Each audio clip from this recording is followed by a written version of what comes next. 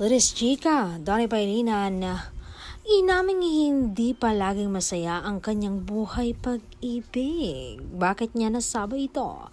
Ito nga ang kanyang inihayag sa mga chismosa. Sabi niya, di ba alam niyo yon, hindi palaging masaya ang relasyon. Wala namang perpekto. May mga araw na nagkakamali kami, may gabi na puno ng luha at hindi pagkakaintindihan. Pero kahit ganon, hindi sumagi sa isip ko na iwan si Bel kasi para saan pa ang lahat ng ipinaglaban namin kung bibitawan ko lang siya sa gitna ng hirap. Kung pipiliin kong sumuko, ibig sabihin iiwan ko rin yung sarili kong kaligayahan. Ngunit ayokong gawin yon kasi siya yung tahanan ko. Siya yung lakas ko, siya yung sagot sa mga bawat tanong ng puso ko.